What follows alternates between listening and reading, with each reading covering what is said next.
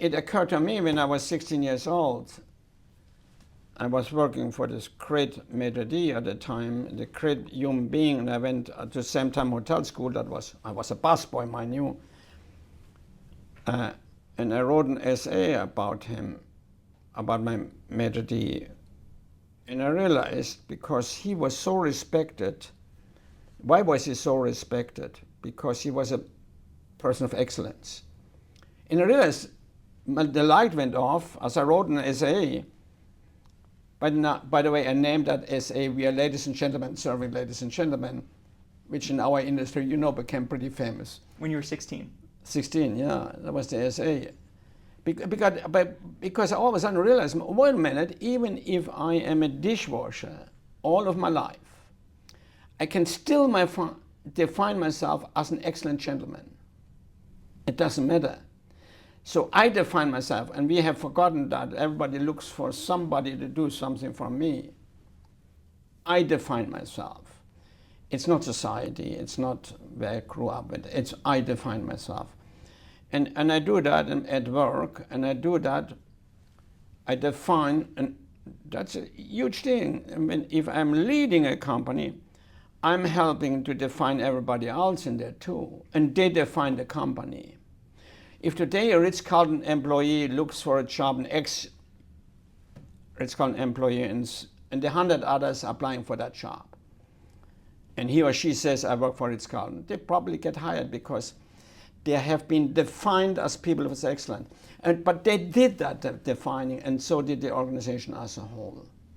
When I was talking to people before this, the overwhelming number of people wanted to learn more about this concept of ladies and gentlemen serving ladies and gentlemen. It really struck a chord. Everybody wanted to hear more about this. Sure. I appreciate you sharing the story. Wow, and yeah. I guess I'm curious, if you could elaborate a little bit on why you think that resonates so deeply with people. It was very clear to, you see, it really goes back to this kid that was 14 years old and started working in the hotel business, which was me, away from home. I left home when I was 14 because the finest hotel in the region was far away from home. I stayed in a dorm room.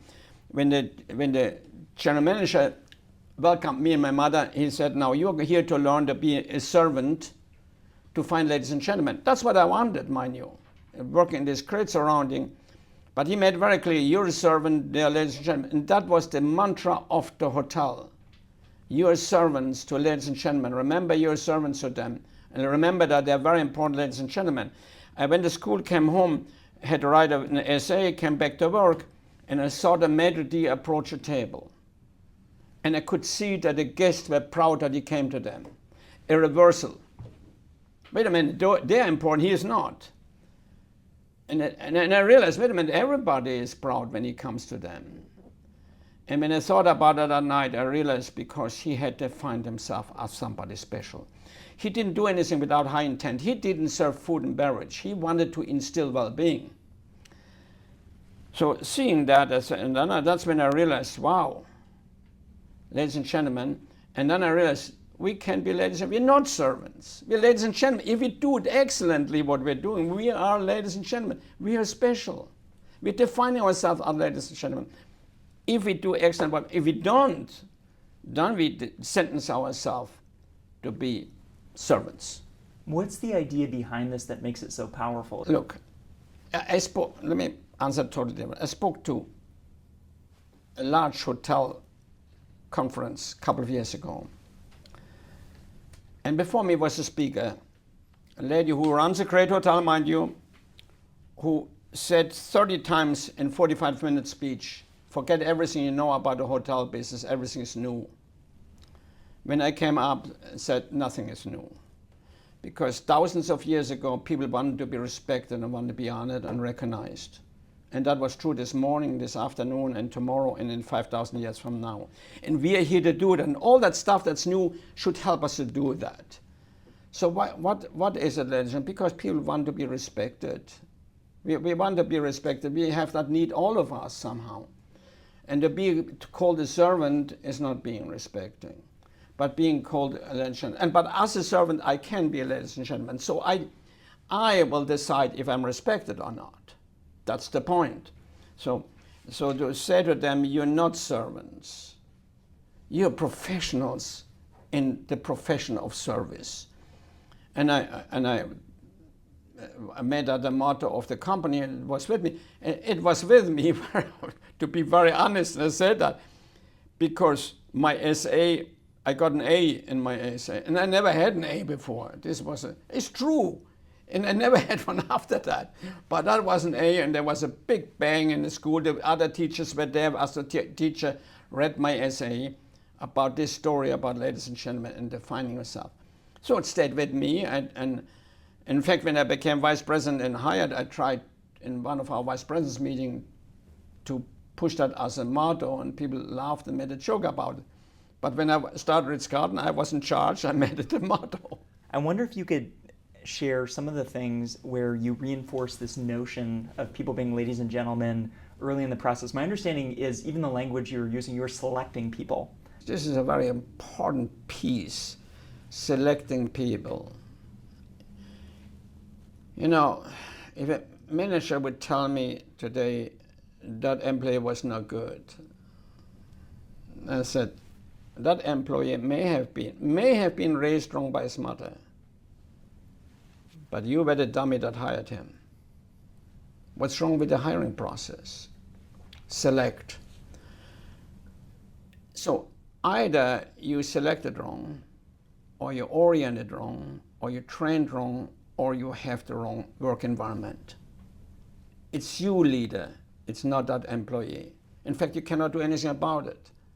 But you can do something about your processes. So think where you can improve your processes of selecting. And the whole selecting issue is, again, somewhat of a moral issue anyway. Because we have to understand, since we know, I mean, every great philosopher wrote about, Aristotle did, people cannot be fulfilled unless they have belonging and purpose. And what do we offer? We offer a function when we hire. I don't want you to come to work for me. Join my dream. Now, of course, we have to work. But that's not why you come here. You're joining me in a dream. You can belong in a common objective, in a common purpose. And that's what it should be. But we hire people for function, and the chair is functioning. So in a way, we're treating that employee, that future employee, like a thing. How about treating them as a human being who has feelings and thoughts, and invite him to join and let him know who you are? Well, how can you, when you as an organization, you don't even have a purpose? Or you have a mission statement, but not a purpose. I see it all the time, their mission statements. Oh, let me see your vision statement. Here it is. Here's what we do excellently. That's not the purpose. That's what you do to get you somewhere, where you want it to get you. And if that, in that place where you want to be, is it good for everybody? What you're describing seems intuitive and it makes sense, and I'm thinking, why is everyone not operating this way? What is missing from the equation? You mentioned other hospitality companies, other companies in general. Is it a lack of vision? What are people missing? Oh, come on. I've been on many boards, and each board has 6, 7 CEOs. So I can relate to maybe 40, 50 CEOs. Nobody ever talks about the people and about the product. They talk about money and growing and distribution, legal issues, surely. And they're pressing on us. And maybe that pressing and our absolute need to discuss those things make us forget that on the end we have to get it done through human beings who think, who feel. You know, this is the crazy thing. What is a business? We're looking for a market. What's the market? Human beings with thinking and feelings. How are we going to get it done? Through people who have... So why wouldn't be the concentration on those two groups? My first concentration is one group, that's the market. What is the market really expecting, ideally, from my product? Do we really do that? No. If I deal with phones in my head of things, but it's still thinking, where is the human being need sooner or later? So in my business, what do they expect from my particular product? In that moment, once and expect those, including the feelings, how they want to be treated. And now I have to transfer that alignment. Everybody likes to talk about alignment lately. I mean, you ask them what it means. Now I have to align my employees, but I have to, as a credit manager now, I have to be sure I'm building processes to deliver that expectation. So I build the process and systems and measurements to deliver the expectation of the customer if I am a credit operation on credit management. But now I have to add leadership in it that creates an environment where the employees want to do that, not have to do it.